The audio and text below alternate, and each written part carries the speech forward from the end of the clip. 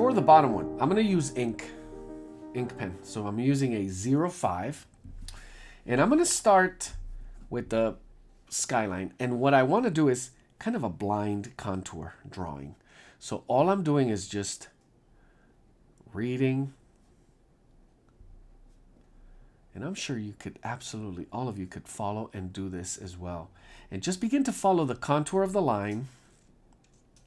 Make sure you're giving yourself enough space to go all the way through. So having a good sense of where your middle is a good thing.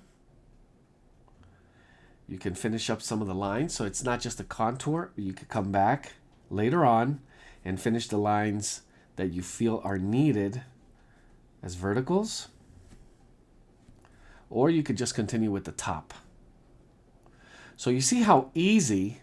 Number one, I selected my composition, but we're moving on a little bit away from composition of elements. This is line selection. So as we select which are the important lines in this composition, I'm also practicing my blind contour drawing. Now it's not 100% blind contour. I gotta tell you, I'm really measuring so the proportion stays somewhat relative. I want it to look somewhat neat, like close. And I'm already maybe. This is just a quick sketch. Imagine yourself visiting for a day and you see this beautiful skyline, trying to capture it instead of just taking a picture, sitting there for 2, 3, 5 minutes and being able to capture what it feels like. And there you go. I ran out of space here. So from here, I'm just going to add the water line.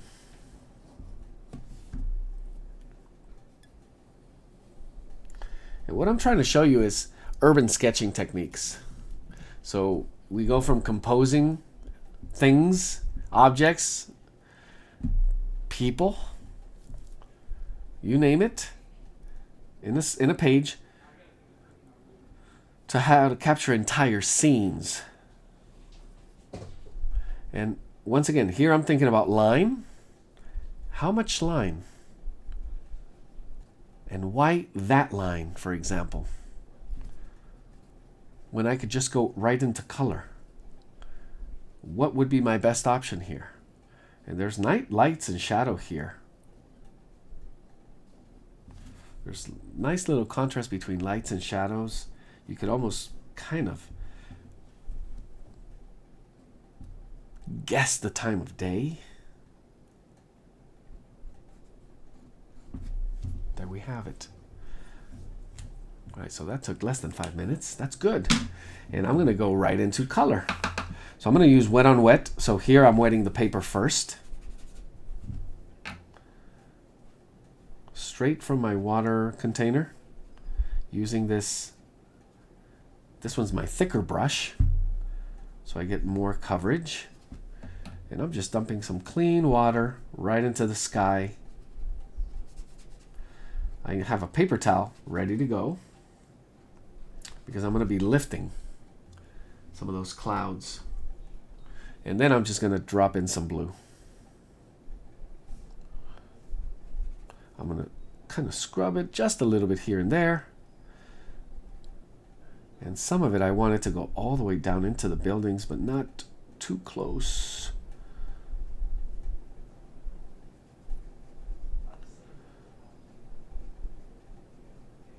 So I'm drawing with the brush basically. And look at that, it just magically forms a sky. Need just a little more on this side. So I just use the wet on wet technique.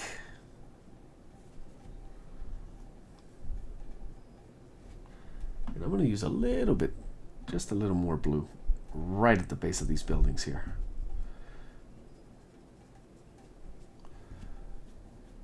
Did not need a towel, a paper towel, to lift any of the pigment there. As you can see,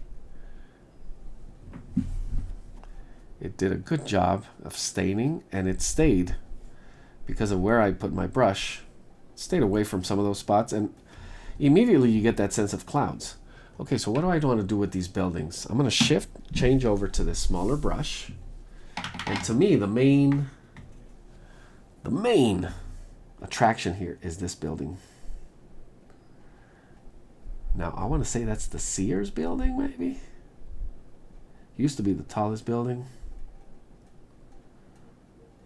Could be wrong. Been there, but it's been a while.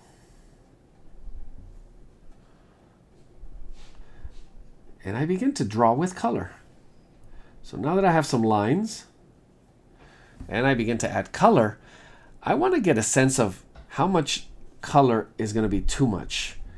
And as I look at my lines, yeah, it's not enough color yet. So it's too much line.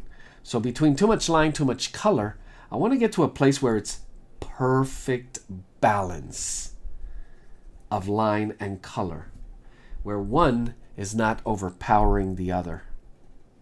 And that is a trick that makes beautiful paintings automatically attractive, good. I don't like using that word good, but it's, people would agree, oh, that looks nice.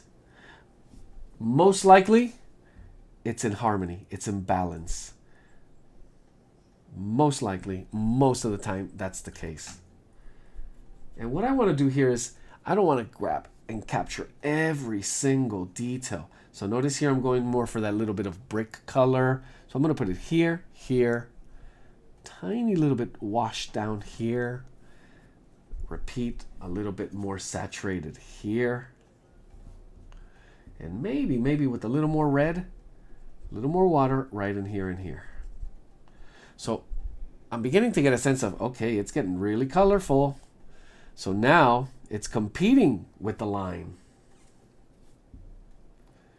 But I don't want it to take over. I don't want it to overpower. I want them to work together. I'm going to go into a little bit of Payne's gray, kind of a grayish color. And I'm going to make it a little bit lighter than before. This black that I put in here. Notice that I put it just in with no sense of light or shadows. But I do notice that there's some variation in these buildings here. So I'm going to tone it down just a bit.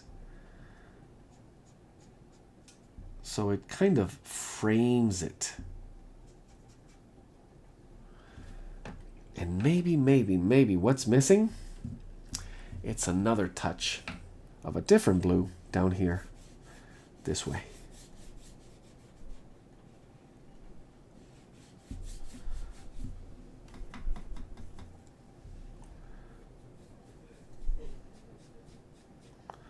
So just stroking the blue in a horizontal way, kind of giving it a sense of light in between. And there's a Chicago skyline. Does it need more color? Could it use it? Yeah, sure, I'm sure it can. Do I need to risk it? Maybe not, just a little touch of red right here. I need it more red, a little redder.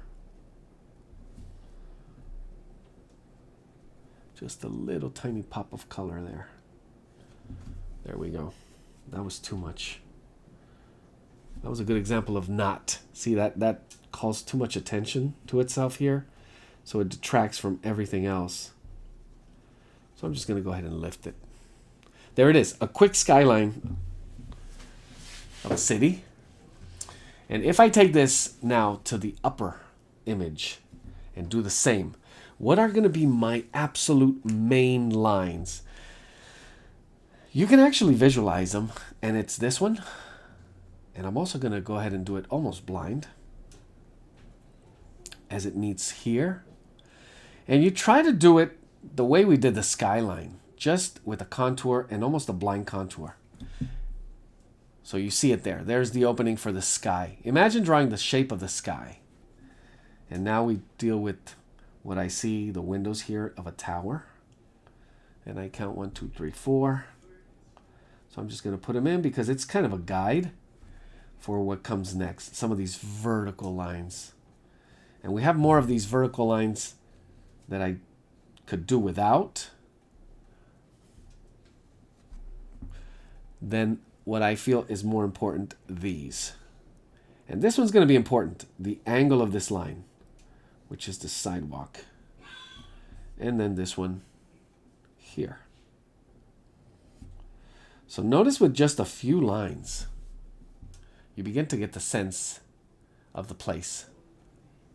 We had just a couple of diagonals, and it is this upper left, upper right, lower left, lower right. That then, once I have that, the bones, the structure, I could literally begin to do blind contour anywhere. So I'm going to start with these people here, and I'm just going to blind contour them, looking at the empty space between them. There they are. That was just a squiggle. There's another couple there. There goes into a car. There's my car. There's more people here on the sidewalk. And I'm just blind contouring, getting a little bit of sense of shapes around, more lines. I think I have to put this in, which is, looks like a street light.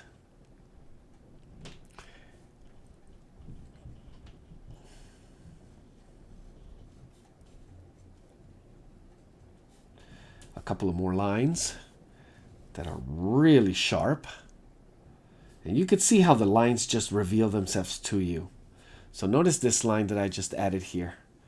As you see it, it becomes really, oh yeah, that line is important. And your choice of elements, what you're going to choose to put in here, and how much you feel you need.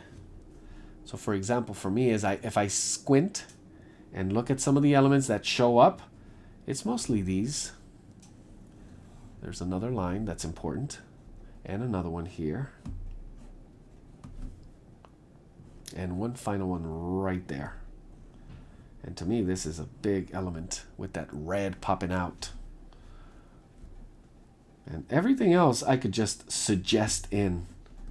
Like these windows could just become lines, just like I did there. And these could become little rectangles. But the more lines I add, the more it becomes saturated, the more it screams out for attention, then the more complicated everything gets. Let me do some on this side as well. So we have this opening. And again, I'm squinting to see. When I squint, there are things that just jump out. Usually because they're darker.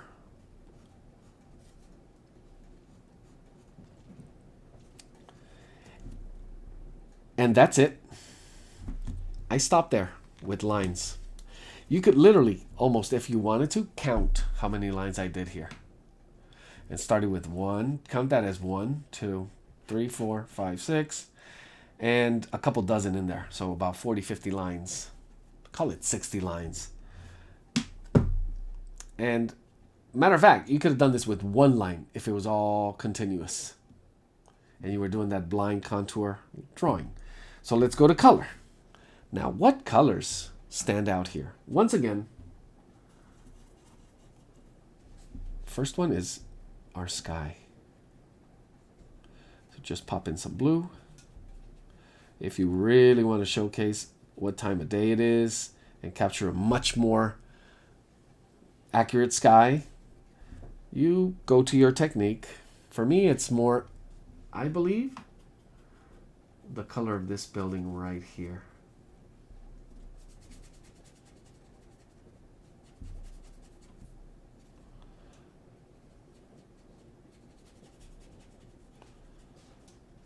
There we go.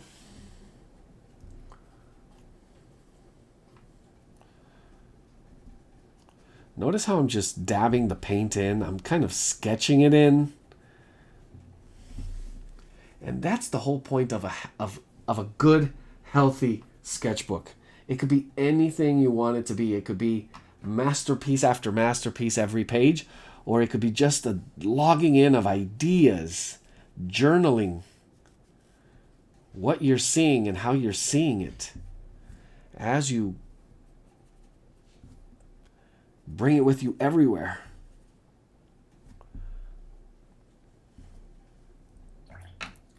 There's a little bit of this blue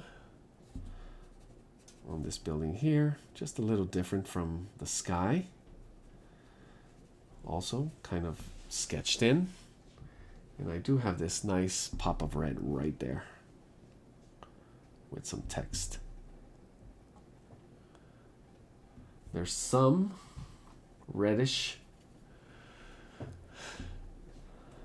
kind of, I would call that kind of brick color separation here in some of these ceilings. But that's when you begin to get complicated. When you begin to break down into smaller and little tiny things that are not relevant to the full, as biggest, most important elements, they would not be it. A little more sense of color, yes.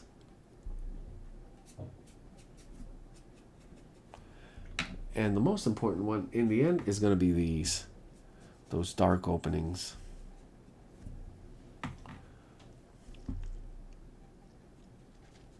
Creating a little bit of that contrast.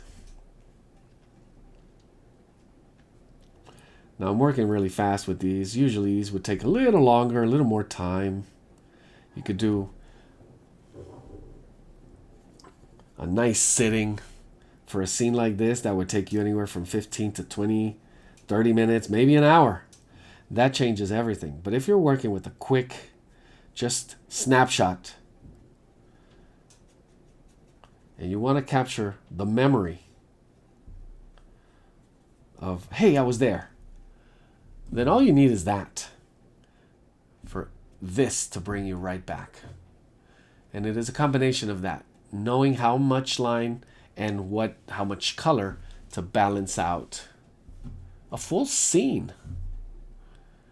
And again, this goes with you later with more time.